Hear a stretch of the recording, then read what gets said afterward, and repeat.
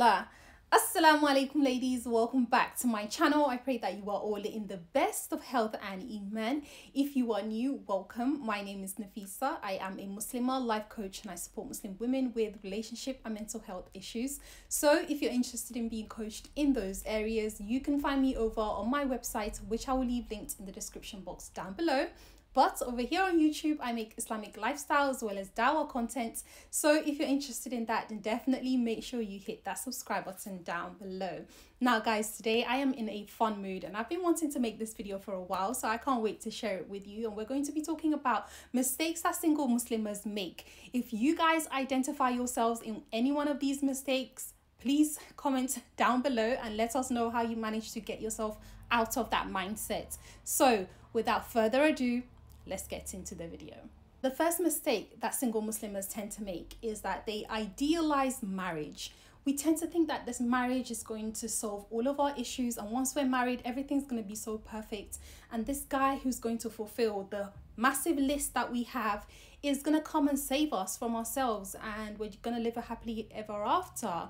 And a lot of people tell us that that's not what marriage is, but we say we've heard, but we really don't understand, okay? So single sisters, try to talk to a couple of married sisters and get a gist of what marriage really looks like, especially for sisters who've never been married before. Because I think if you've been married before, you have an idea and you know that marriage takes work. I'll repeat that, marriage takes work. It is not this happily ever after place. It is not a place where you're going to just have peace 100% of the time, believe it or not. You're going to have to make a lot of sacrifices. There's going to be things about your spouse that you're just not going to like. At times, you're just not going to like him. And he might not even like you at times, okay? But you're going to have to learn to make it work. There are some things that you're just going to have to ignore and overlook. So if you think marriage is going to solve one problem, you best believe that there's another problem right in the corner coming at you. So sisters, please stop idealizing marriage. It's not what you think. Be ready to put in the work and what it's going to take to make your marriage work. Mistake number 2, waiting for Mr. Right to show up at your door. A lot of us don't say this with our tongue, but this is the way we behave. We know we're looking, but we sit at home 24 hours a day. And if we're working from home in our spare time, what do? We stay at home when we Netflix and chill. And then we don't tell anyone else that we're looking. We don't share with our families and friends that we're looking. And so they don't even know what our lives is all about. But we're just sitting there hoping that Mr. Right, who's going to fulfill, your very long list, is going to knock on your door one day and suddenly come and propose to you. And you're going to get a phone call and there's going to be like, oh, there's this brother, he really wants to marry you. And you're going to be like, oh my gosh, he fulfills all of my needs. So yes. And you're going to get married and live a happily ever after. Single sisters, you need to put a strategy into place, especially if you're living in the West. We don't live in these communities where families are planning who they want you to marry. You have to find your own husband, and that's going to take some strategy. So let your friends and family know that you are looking for someone. If you need to, go on some of these Muslim marriage apps, then do what you've got to do. But at the end of the day, stop sitting at home doing nothing and expecting your dream man to knock on your door and ask for your hand in marriage. Sisters, it requires a little bit of strategy. So please put the strategies into place and stop dreaming about that guy showing up at your door. Mistake number 3, some of us are not approachable. Why do we know we're single and we're looking, but you're walking on the street with the meanest face possible and every guy that says salam to you, you are screwing him from head to toe? Sis, you need to relax. You need to become more approachable. And I know a lot of us sisters screw brothers when they say salam to us in the street, because a lot of them are just looking to just chit chat and waste people's times. And so that's why we ignore them. But that's not always the case. I know of a sister who told me that last year she met a brother and the brother actually approached her on the street. She literally went to buy coffee and apparently he was working there or something like that. And he came out and literally came to her on the street and said, Asalamu'alaikum sister. She said, wa alaikum salam. And he asked her if she was engaged or if she had someone, and the sister said no. So the brother said, is there a way that I can have your wali's information so I can contact your wali? And of course, she understood what he meant by that. And so some brothers, they just don't have another means of approaching you. They don't know someone else that knows you. They don't know a member of your family. They may have just seen you outside and they just like the way you look. And they think, you know, I want to get to know this sister more towards marriage. So if he approaches you right, be open for that and be approachable. There's no need to be walking in the street looking like you're ready to beat someone up, sisters. Just, if you know you're looking, single sisters, be more approachable so that a man feels a little bit more comfortable to approach you. And as long as he approaches you in the right way, then I don't see anything wrong with that. So single sisters, please stop being unapproachable. Mistake number 4, having weak boundaries when it comes to speaking to men. So on this journey of seeking for a spouse, if you're trying to do it the halal way, you're going to have a stage where obviously you and the brother are talking and you're getting to know one another. Knowing men, at some point in that conversation, he's going to try to take it to a level of physical intimacy. So it is your job, sisters, to let him know that you are not that kind of a chick, okay? Because engaging in conversations about physical intimacy with him is what will lead you to develop a much more, physical connection with one another. And those type of conversations are what ends up leading to zina. And before you know it, you're in a whole entire mess and he won't take any responsibility. So it is your job as a sister to let him know that, look, I am not that kind of girl and we're not having this type of a conversation. Once we are married and Allah makes it halal for us, then we'll have that type of conversation. If you let him know that you're a different class of a woman, then he will respect you. Okay, men do respect boundaries, and it says a lot about you if you're not willing to have that kind of a conversation with him. It actually tells him that you're not a loose girl. Mistake number 5, consulting Allah about a man who's just come into your life trying to propose to you is the last thing that we do. A lot of us have already made up our minds, and if we remember, we might pray istihara like one time and then that will be it. Sisters, speaking from experience, I cannot tell you how many times Allah has saved me, literally saved me from ending up in the hands of the wrong person because I consistently make istihara. If a man comes into your life and he's like, I want to marry you, and you're checking out, okay, how is he in terms of his deen? How is he in terms of his character? There are so much about this man that you will never know. No matter how many questions you ask, no matter who you ask, no matter what he's told you, there's probably a lot more about him that you don't know. And it's only Allah subhanahu wa ta'ala that can guide you if this person is truly best for your deen or your dunya. But as single girls, some of us, we seem to think that our own intellect is enough to guide us to the right path. And sometimes, not even sometimes, 100% of the time, your own intellect is just not enough.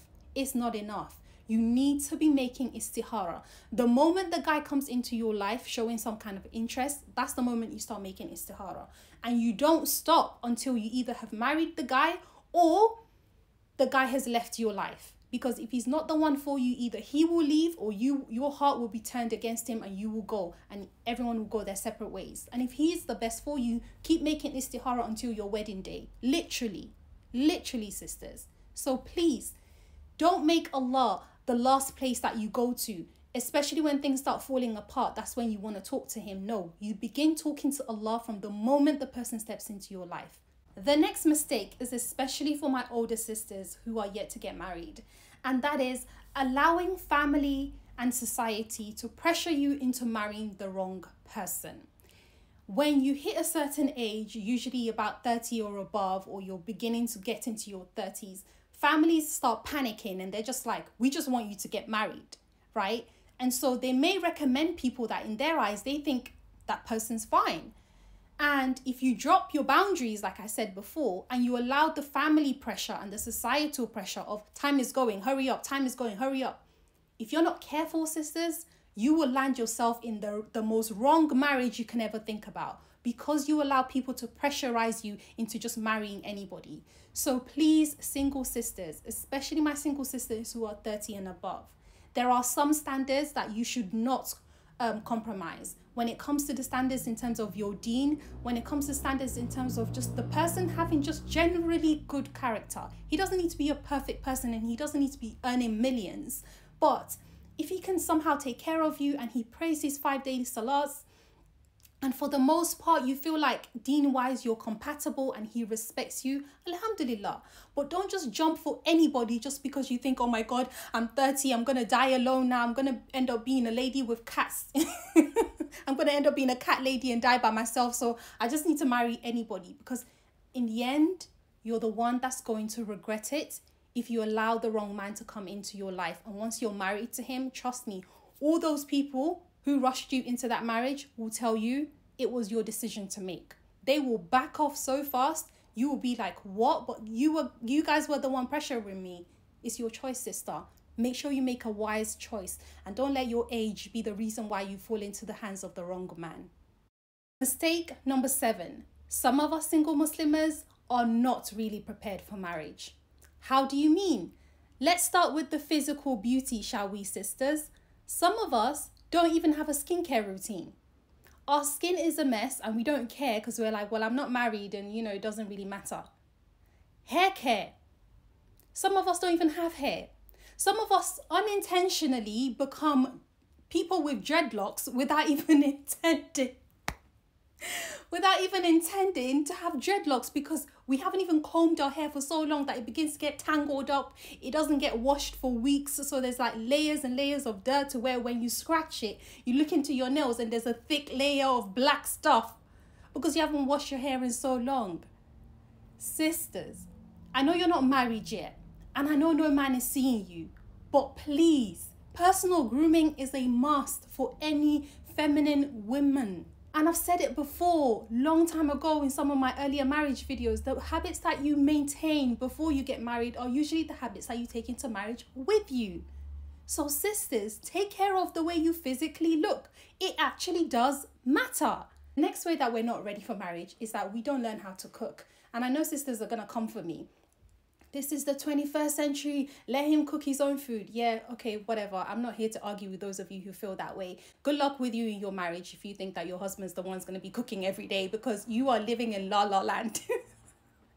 You're living in la la land. For most of us who would like to spend more time at home once we are married and we expect our husbands to go out and fend and get the money, bring home the bag, we, being those that are home, the reality of the situation is we're the ones that's going to be maintaining the house, okay? For the most part. Now, if you're also working and he's also working and you're doing the whole 50-50 situation or sharing the bills, then yes, to some extent, he should support you, right? But majority of the time, a woman is the one that's going to end up being the one to prepare meals for her family. Now, what kind of meals are you going to feed your family if you don't know how to cook? Sisters, it's not even an excuse anymore, because I feel like there are so many catering businesses everywhere. You can easily learn how to cook, even if you don't want to pay nothing for it. There are so many YouTube videos literally teaching you how to make almost everything. There is so much information out there for us sisters. We just need to reach out. So please, sisters, if you're not ready for marriage because you don't know how to cook, you don't know how to maintain a home, you can't even be bothered to clean your room. How are you going to maintain a whole house when you can't even be bothered to clean your room? You wake up in the morning and you don't even make your bed, sis. Come on, right? So we got to get those things together. Another way that I feel like some of us are not ready for marriage is that we're not willing to learn. We're not willing to educate ourselves. Thinking you're going to get married and your husband's going to be the one to sort out all the really important stuff. And well, I don't really know how this works. He sorts it out. Sis, it might be in your best interest to start learning how certain things work. It might be in your best interest to understand finances and how that works. Because at the end of the day, if you're contributing money to the upkeep of the family, even if you're not contributing money to the upkeep of the family, you should understand how finances work. You should understand how to save money, how to make money, how to invest money is very, very important. You should understand how to maintain a home on a good budget. Because the reality of it all is that majority of us will not marry rich men because there just aren't that many rich men to go around. So your husband's going to need your help and support to manage the budget and make sure that you're spending your money wisely. Mistake number 8, I have mentioned before slightly, and that is that some of us have an unrealistic list of what we want our husbands to be. Okay? He's got to be 6'5".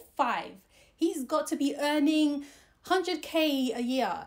He's got to be this. He's got to be on Dean, pray on time. He's got to... Listen, sis, some things on your list, it's just not going to show up. It's not going to show up. All you need are your list of priorities. And I can't tell you what your list of priorities are. You know yourself and you know what you want in a man. So as long as he's got the main stuff, he's a Muslim, he's practicing, he has some kind of an income. I really wouldn't advise you to marry a man who has no income whatsoever, because you will suffer, sis. Okay, I'm just keeping it real. The whole burden will be on you, and it will be painful. So if he has some level of income coming in and he's making halal money, right? So you decide what is most important, but know that some things he doesn't have to have. And if he doesn't have those things, it's okay. Nobody's perfect in this life. It's the same thing with you. You're not going to be this perfect woman. You're not going to be everything on his list either. But if he is a mature enough man, he'll understand that, and understand that, you know what? Some things are just give and take. So my single Muslims, with a very long list of what you want your man to be, I suggest you review that list and you bring it back down to reality. Okay? Okay. Mistake number 9. We ignore the red flags. Oh, sisters, a lot of us do this. You ignore the red flags. You ignore the red flags. A lot of married sisters now will tell you that, when I first met him, I saw this in him. Something in my intuition was telling me that he was like this and I didn't listen. And now this is her reality. We are ignoring red flags. And I'm not talking about just flaws, just major things that's wrong with men. We're ignoring it, and a lot of sisters are living to regret it because they've married these men with all these major issues and now they're suffering. So sisters, pay attention to your intuition. Sometimes it's not just that you can't even say exactly what it is, but there's just something, you see? So pay attention to your intuition. And if you want to share it with someone else, just have that person give you a little bit of feedback. Am I overreacting, or do you think this is okay? Speak to a friend that you can trust. Ask your mom. Ask someone that you know will want your best interest at heart. Even if it's your therapist, speak to someone who can actually say to you, okay, yeah, this looks like a major problem. Actually, no, you're just overreacting here. This is not that big. But sometimes those intuitions are just a warning for you that something here is not right, and sometimes you should be listening to them. So single Muslims, stop ignoring your intuitions completely and ending up in situations that do not benefit you. Last and final mistake that I want to mention that single Muslims sometimes make is accepting to be the secret wife. Again, this might be for some of my divorcee sisters. This might be for some of my sisters who have children but are no longer with their ex-husbands. Sisters, I know. I understand your plight. You feel like, I've already been married. I already have children. So if a man comes and he already has a wife, I'm willing to make it work. But a lot of the time, some of these guys are just using sisters. And we're going to keep it real. Some of these guys are using sisters. They will do the most basic nikah, which is just 2 witnesses or 3 witnesses and some kind of a imam somewhere. They'll get married. The sister's probably never even met his family members before. He'll cook up some next story about his first wife, how she's sick, how she has cancer and all this. He'll make up something. And then you'll be his secret wife that he has in one country, but he has another wife somewhere else that he's actually making a life with. And because of your insecurities, you allow yourself to be placed in those type of situations. And in the end, he leaves you. This is the reality of what's going on. So for my single sisters who are divorced and, maybe slightly older, whatever your situation is that will make you accept to be someone else's second wife, I just want to tell you that you have a right to also have standards. I've said it before and I'll say it again. You have a right to also have standards. Please be careful, because unfortunately some men out there are they're just out to sleep with sisters. That's just the reality. They're just out to sleep with sisters. And if they think that they can do some kind of a secret marriage that no one's going to know, then they'll go for it. Please, sisters, be careful with these type of men. I can't emphasize that enough. Going into polygamy is no child's play. It is not a joke. It is not a game. Trust me, once you enter it, you will realize that, wow, this takes a lot of work in order to make it work. Do not agree to be anybody's secret wife, okay? You are a woman of value. You are a woman of honor. Whether you're married, whether you have children or not, it doesn't make you any less of a woman. A lot of marriages don't work out because the brothers fail to do their part. I know society loves to blame women for when marriages don't work out, but the reality of the situation is too many of the brothers out there are just out there doing a whole bunch of foolishness. They really are. So it's not always a woman's fault that marriage doesn't work. So please, my sisters who are single and parents, single and divorced, and you're looking to go into a new marriage, do not accept to be someone else's secret wife. It is not worth it. If he really loves you that much, let him put you center stage just the way he's put his other wives or his other wife center stage as well, because you deserve that. And that, guys, concludes the 10 mistakes that I believe single Muslims make. Now, I really want to make one for married sisters because I coach a couple of you guys and I can spot the consistencies and the certain mistakes that you guys make. So if you want to see that video, let me know, inshallah. If you have enjoyed this video, please make sure you give it a thumbs up, share it with other single sisters out there, and let's all see if we're making the same mistakes, and let's try to correct those mistakes so that we can be in better positions, inshallah. Jazakallahu khair for watching. I will see you guys in my next video. Assalamualaikum warahmatullahi ta'ala wabarakatuh.